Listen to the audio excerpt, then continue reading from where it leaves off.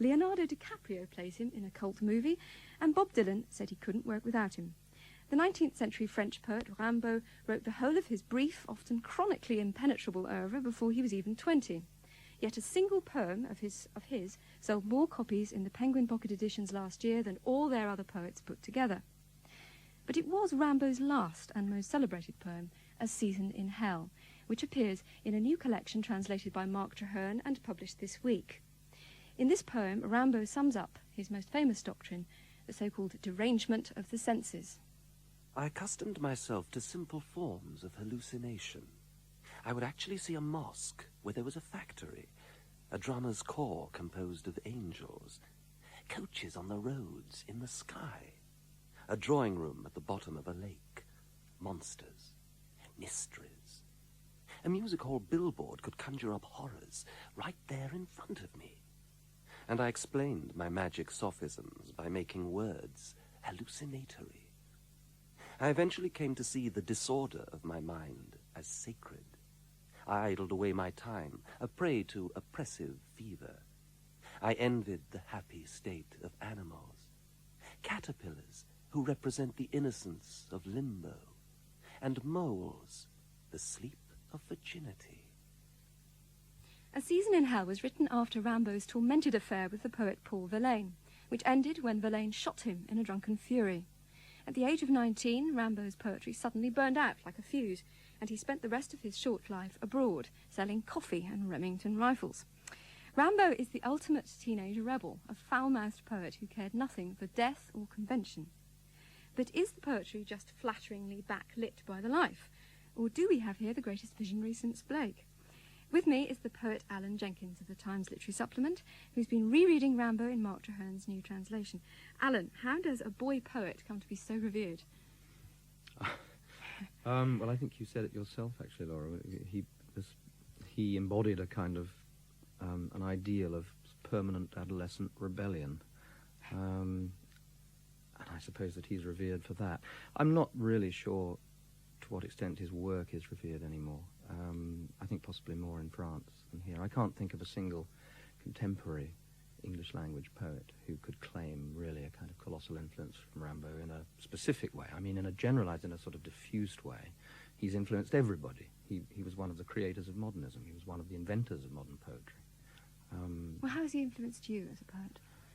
As a poet, hardly at all, as I say, except in that very diffuse way. I mean, when I read him first at more or less the age when he was kind of giving up poetry, you know, I was about 18, and he had already kind of had enough by then. I want to just briefly take issue with something you said. I don't think his poetry burnt out at all. I think it was a very conscious decision of Rimbaud's that he had written what he had to say. He'd had his say, and he wasn't going to write anything more. It was a conscious turning away from literature and a rejection of poetry. Oh, you think so now? Because, of course, he says that simply it stopped pouring through him, and that he, you know, was a vessel. Did he say that? Being used. I'm corrected.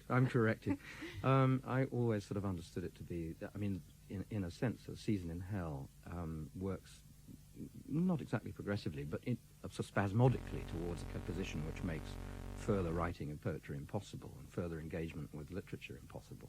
I think he'd more or less kind of pretty well had it with the literary life as well. I mean, having been shot by Paul Verlaine and having, you know, kind of hung out in enough bars and drunk enough absinthe and smoked enough opium, he really felt it was time to move on to others, to put childish things behind him. It just so happened that those childish things also kind of involved the writing of some of the most astoundingly original poetry ever. I mean, W.H. Auden said a Rimbaud comes once in a civilization. What he meant by that was that Rimbaud's originality only comes once in a civilization. I mean, he really did sort of reinvent poetry, not exactly single-handed, because there were quite a lot of French poets at the time that he was writing, doing sort of the same thing in a very different way. Well, what exactly is this originality that you speak of? Well, there's a absolutely tremendous fecundity of very concrete imagery. I mean, he brings in more of a variety of the world and of life and of reality into very strictly kind of classical verse forms, French classical verse forms, Alexandrian sonnets and so on, than had ever been done before. He has this, in the prose poems, like A Season in Hell and Les Illuminations, he has this fantastic rhapsodic rhythmic quality, which again had not really, no one had ever kind of encountered that before, not in prose or verse.